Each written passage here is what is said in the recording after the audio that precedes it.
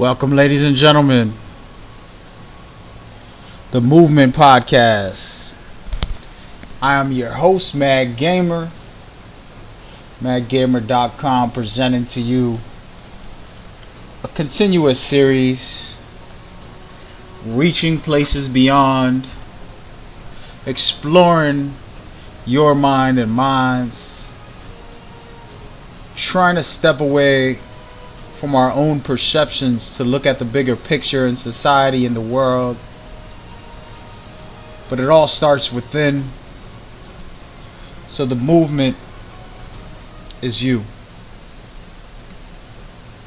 As I said on my first podcast, you are the revolution.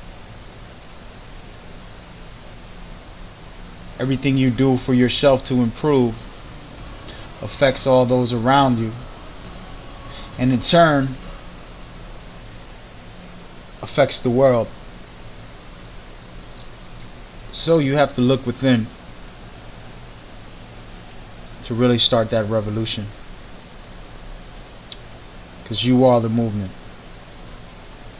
That said, I always say these things, I don't know what I'm saying, right?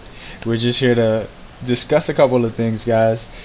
And before I get started, I wanted to say, like I always say in my disclaimer, I try to remind myself and others that we need to put down that book, stop watching that TV or playing that video game. Take a second and hug somebody. If you don't have anybody that you live with or that you know, guess what? So doesn't somebody else. So if somebody's in the same position you're in, they don't have anybody. Go out there, make a friend, open a door for somebody, smile, say hello, say good morning.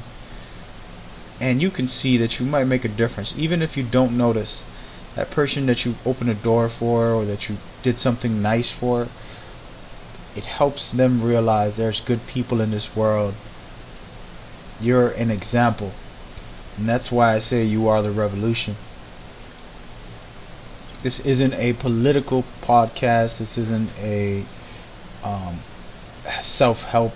This is just a mirror of myself, to myself, for myself, but I share it with the world and with others to be able to come ahead and connect with me as I open up my thoughts live. None of this is rehearsed or scripted. I don't plan any of it at all. I literally just came up with the title because these are thoughts that run through my mind as I write and create my content that I do for my various projects.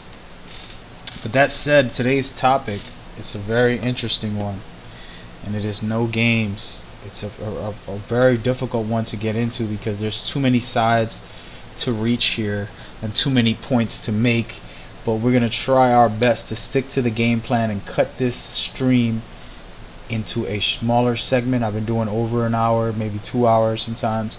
I'm going to try to do half an hour and then answer Q&As if anybody's watching live. Then from there we'll go and call it a day. So the topic of the day today is loyalty versus suffering. And the reason why that's important to put together is because most people tend to choose one or the other, right? So if I'm loyal to you, you betray me, now I'm suffering. Where does my loyalty stand? Am I giving up on you already? So understanding that balance in life and in everything you do can really make a big difference. And I'm going to try to address it so that people can look at it from a different perspective outside of like pride, because pride gets in the way with everything we do. You're loyal because you're proud. You suffer and you let your pride take over because you're like, I ain't gonna let nobody do that to me, right? That's my female imitation. But I ain't gonna let no guy do that to me. So now you got pride that's in the way. So now the thing is, knowing the difference between saying I had enough and I don't deserve this treatment, and knowing the difference between just being too prideful is two different factors. And I've met and seen plenty of people who don't know the differences when it comes to their pride and the realities of how to handle it. So why is pride a factor? Yes, it's a factor because think about the reality when it comes to suffering. So I'm loyal to you to the end, and then all of a sudden you make a mistake, you do something terrible, and if I'm hurt, I'm embarrassed or something, and I'm letting my pride get in the way of my loyalty to you, and I just let you go.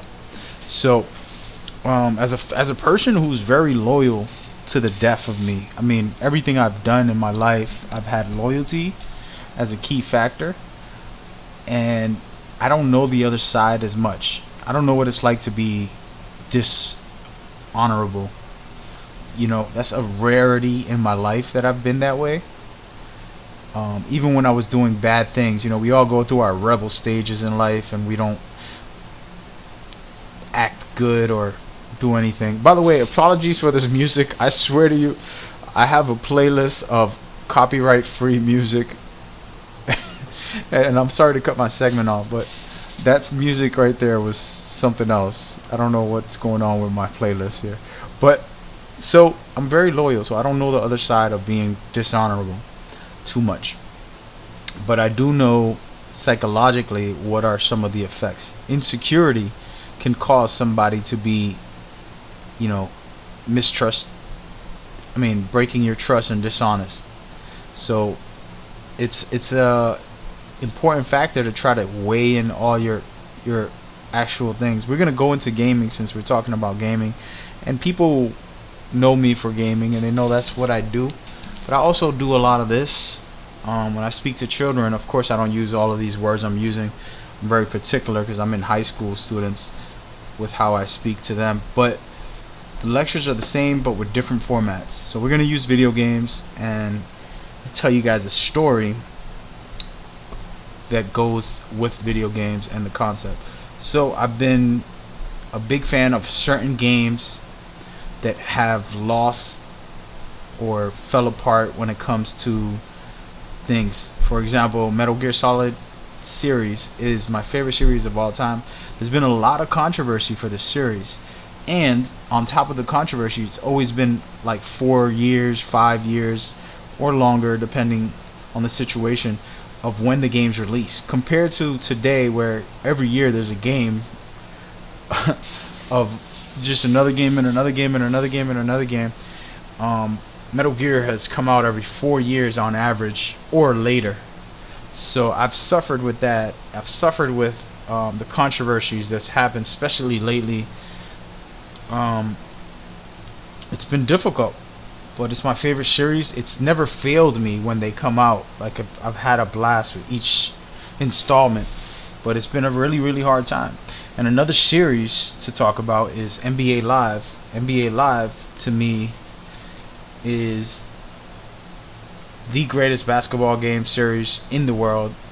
That's hard to say when you got 2K right now being the most popular, and everybody and their mom thinks every basketball game was made from 2K. But NBA Live has been around before 2K, and NBA Live has innovated the most. 2K has not done everything that Live has done. So anything you see, whether it's the stick dribble, NBA Live created. The direct pass, NBA Live created. I mean, there's a long list of innovations that NBA Live created and 2K has taken, and now people think 2Ks are the gods of basketball. And I'm not taking shots at 2K here. God bless them and continue to do things. I hope they improve so I can enjoy that game one day. But as of now, I can't. I'm a loyal NBA Live guy to the death. I love NBA Live. It's my heart and soul. So, in reality, my moral and my point behind everything I'm saying is that there's those two games who I am so loyal to, I had to suffer for in many respects. And it's not a complaint here to be like, oh man, you know, Live is coming back with 2018. It's going to be an amazing game. But I did suffer. I did go through some serious turmoil. And it wasn't easy to keep my loyalty and my faith and my strength for these companies, and I do it because I am a loyal man, and they haven't done anything wrong to me directly. The issues are more about, internally, and it happens. I got 30 years with Hideo Kojima, the greatest video game creator for Metal Gear. He's the greatest video game creator, and he blessed us with that. Then there's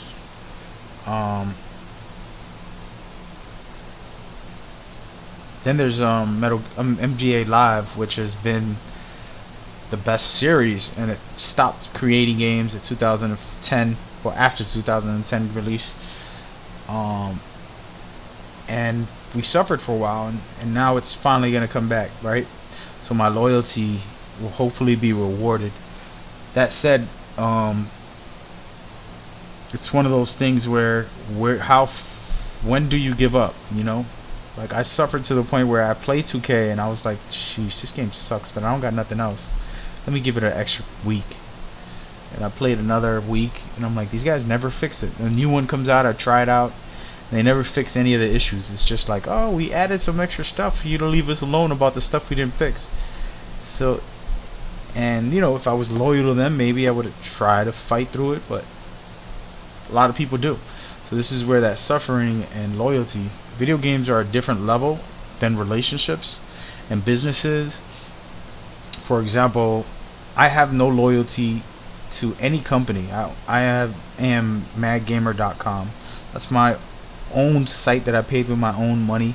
Nobody's sponsoring me. Nobody's got a contract with me. Nobody's paying me anything. I just keep it 100 on my site. I have writers that are told to be free, be open, be honest, and say whatever they really feel. And they do so, and they do a great job of being open and honest. And I explain to them and say, listen, don't worry about like the site, just be open and honest, and talk about your passion. And they do that, and we're doing pretty good. So we have that stance. Now, don't get it twisted. I do have working relationships with like Division people, the game division, and then also Konami, Metal Gear is my favorite game. I have connections with them. I have relationships with them and different companies that support and show me love, or try to send me some giveaways, or just give me some free stuff like, hey, check this out. And that is amazing. But that doesn't mean when the Division comes out with part 2, and if it's the exact same game, I'm gonna be like, well, there was no point in buying this game. But if they go and they innovate and they create some new amazing things that make me want to play it, then of course I'll go and buy that. Just like Destiny 2, for example. I played Destiny 1 and enjoyed it, but there came a point where it got stagnant, and I just said, I'm not playing this no more. It was cool, peace. And I just completely stopped. The Taken King shut it down for me. Not that the game was bad, it was a good game, but there was only so much I can invest in that game. So that finished off, right? Then we got into E3 this year when I went and played Destiny 2, and I'm like, let's see if they're gonna do something cool. And I played it, I fell in love, I screamed out, I'm so in love right now. And everybody that was in the room, we had the music artist Cisco in there. They had I forgot who else. Was it Greg Miller? No, Greg Miller left early. A couple other guys were in there playing the game, testing it out at E3, and I screamed it out accidentally just because I was excited. And then the devs looked at me. One dev came over, and I'm like, man, wow, great stuff. And I'm so excited for it. It's still the exact same game, but they improved so many aspects that I was complaining about. And that's what you call loyalty to your fans. So though I suffered in part 1, they didn't have a story, they had mechanics that were terrible, some level designs was bad, the cinematics were weak, the squad system wasn't that great. A lot of little things that I personally didn't appreciate, and it changed almost all of it. So that is really awesome. And now I'm at the point where like I can't wait for Destiny to pre-order it and go for it. But again, it's a two-way street, loyalty and suffering. You know, if um, a man and a woman are going through some things um, emotionally, the man has to show, for example, if he made a mistake, he has to show not that he's sorry, but that he's there to make it up, and it won't happen. And and that's where you think that roses solve the problem. It doesn't. It's the connection that you see in somebody that I'm willing to do whatever it takes. I'm so sorry. And you can see it in their eyes, you can feel it in the air, and they're willing to do whatever it takes to bring back that love and that togetherness. So that power of having that type of relationship is what I mean by loyalty and suffering. Which one wins the battle, right? Oh, he cheated on me, I'm never gonna be with him.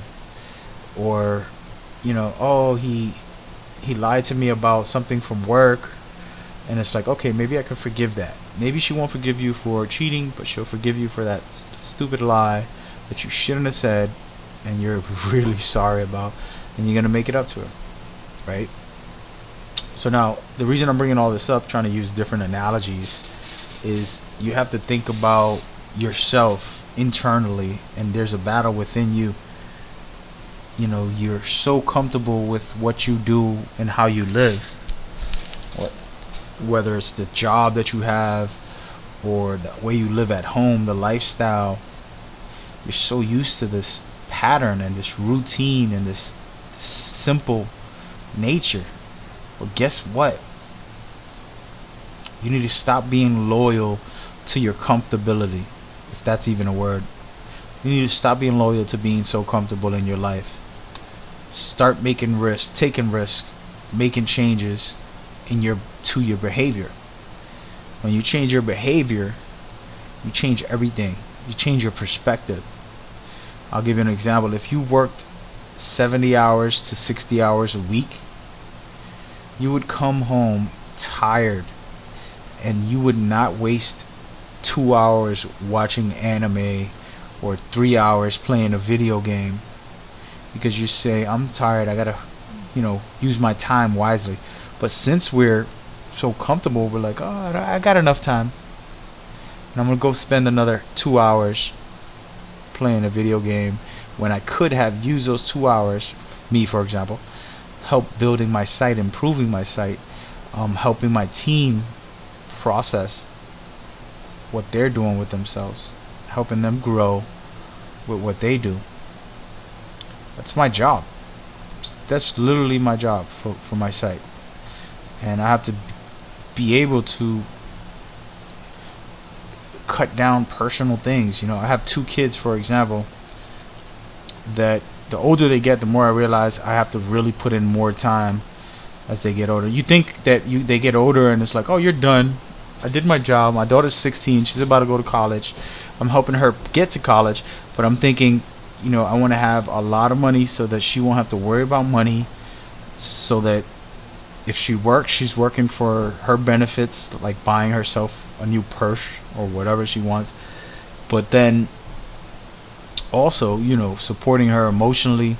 As you get older, you get devastated more often with reality of life and struggles, and maybe a heartbreak, or so these things are very troubling as a young adult. I'm 35 and my daughter's 16, so it's like, okay, what do I have to do? What time do I have to put in? So now I'm texting her more, or calling her, trying to get her attention during the years of I want to be with my friends, so checking in, giving my time is important, and not getting caught up in the, oh, okay, we're gonna have dinner, we're gonna go to movies once a week, and we're good, my daughter's fine, right? As parents, you think that, oh, she's doing good in school, she's getting all A's, that's all that matters. Not really. Emotionally, spiritually, those things are very important. Even physically, are they eating right? Are they working out? If you ask my daughter, which is such a blessing, what do you like to do for fun? And it's so odd because I haven't been in shape in like 2 years, but she would say, Oh, I like to go running. It's so much fun. I'm like, wow. She said it to me one day in front of some friends. They asked her, and I thought it was amazing. So, anyway, that's some of what I mean by breaking your comfortable zones. Example, I have my kids who depend on me, but I need to do more. It's just facts. I'm like, oh, I do everything for my kids, and people say that all the time, but then there's always more you can do. Don't think that you're done. Your job's not over. So, you know, that's what it is. And the message, again, as I continue to drill this down people's heads, is understanding, your loyalty, the differences. I don't want to get too deep because there's a lot to go in there. Being loyal versus suffering for somebody that you're loyal to for. Understanding your worth is very important. You're worth so much, and I said that as in a podcast about your worth. That was the second podcast I made last week, and I said know your worth, and the answer was know yourself. If you know yourself, you know your worth. There's a difference between who you are and knowing yourself. So there's things that I just do that I probably shouldn't do, and if I know I'm doing them, I can start changing them. But unconsciously, there's a lot of habits, ways that we talk, the attitude that we have, the body language we feed somebody that we might not like during work or something. Those things are very real. So you have to be able to take that and say, and look within yourself, be loyal to yourself, but also understand that suffering is sometimes not visible. It's like you don't need to feel pain to suffer. So if I have a bad habit where I give attitude to people who with accents, which I don't, I smile at those people. I love those people. I think accents are hilarious to me. They're just such cute attributes on human beings. I want to marry somebody with an accent probably. But yeah, so you're looking at most likely a European accent, British or something, Australian or something. Those guys, I just can't stop smiling when I hear somebody. But anyway, the moral of what I'm trying to say is you internally you can be suffering from not knowing yourself and not knowing how you really act, whether it's an attitude or whether it's the way you speak towards people or things like that. And it takes waking up and knowing yourself, and understanding who you are. Also, knowing yourself and who you are two different things, and they're all the same thing. So, like I said, my attitude might be a little shifty, and if I know that it is, I can start changing it. But if I don't know and I think that I'm fine, because we do that a lot, we're subconsciously a certain way, and the way the world sees us from how we see ourselves is two different things most of the time. But there comes a point where you got to get to reality and know who you are, know your worth, and know what you need to be, and continue to prosper through that. So you got to have that loyalty of understanding yourself and understanding that suffering isn't necessarily about broke my arm, that's a terrible but it's really about internally exploring and understanding all of that and being able to feed that back to the world. And again, once you start doing that, you become the revolution. You are the movement. And that's how you can improve. And this is where us as a nation have to start doing that. We sit here, we'll argue about, which I'm not going to do today, politics. Oh, he's a Republican. Oh, he's a Democrat. Oh, and we talk about religion. Oh, he's Christian. Oh, he's Muslim. Oh, we talk about race. He's white. He's black. All of these aspects, right? And we're suffering mentally because we have our bias, our prejudging, our discriminatory behaviors, even without us knowing subconsciously, there's some in there in all of our minds and hearts. But if we can at least know that they're there, acknowledge them, and work through them and say, this isn't cool, let's fight that, you know. And it's the same thing with temptations. They talk about like a married man, for example. He might get that temptation to cheat on his wife with a beautiful woman at work, and he's suffering because he's like, I don't want to cheat. But that's not really suffering. That's loyalty. There's a difference. And you got to understand the difference. Suffering is when he actually does the opposite. And I think this is where the world doesn't see it the way I'm trying to explain it. Suffering is when he gives in to that temptation and he jeopardizes the love of his life, who's been with him for 11 years, had 2 of his kids, and dealt with him when he didn't have no money or have anything going on with him. The high school sweetheart, and he was a nerd with glasses and pimples, and she loved this guy.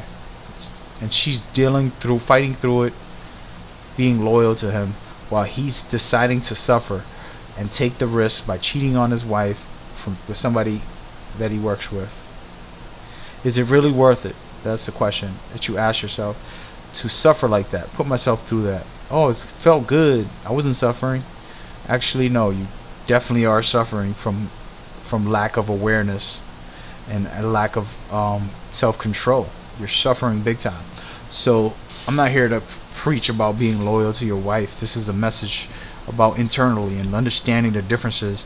Why do people preach about don't do that, don't touch fire? It's not about, oh, you're gonna suffer if you touch it. I'm suffering because I want to do this so bad. No. Be loyal to yourself and understand what's important in your life and understand what matters. And I think as a youth, it's very difficult for youths to be able to see that at all. They don't know what's important. They don't know what to value. And as an older generation, it's not our job to say, you're supposed to like, the Republicans or the Democrats or the liberals. You can't force that down a child's throat. You have to be realistic to give them the education so that they can make their decisions on their own and say, yes, this is what I want to do. And same thing with schools, the histories of teaching. They don't really teach you fundamentals in life. Law, we should learn that in high school. Law, we should learn how to do our taxes, how to build our credit, how to do these things. There should be classes in the school for simple life understanding, so that when I finish high school, I'm already halfway through the door. When I go to college, I'm already on point. And it's like, okay, do your parents supposed to teach you this? Yes, they can teach you that also. But we're paying a lot of money for these schools, and we got to start changing the systems and the programs. We can do a lot better if we did that. But anyway, so that's where the suffering again and the loyalty to yourself, it's important for you to understand. It's okay to suffer for things that are not worth it. As far as like, what I mean by that is cheating on your wife who's loved you for 15 years or whatever. You could have her for a year, but she really loves you and you guys are like soulmates. You're going to jeopardize that for a one night stand. It doesn't sound about equal. It sounds like I'm destroying my loyalty so I can put myself through suffering. So that's what I mean. So you got to be loyal to what is worth it for you and battle those sufferings. But again, I just rambled, and we're gonna close this thing out. I appreciate everybody that comes out. I've reached my 30-minute mark. So yeah, look within. Tell me what you're loyal to, like my boy Kendrick Lamar recently said. Thank you guys for tuning in. We're gonna have more podcasts in the near future. Appreciate all the love and support. Talk to you soon. Peace out. One.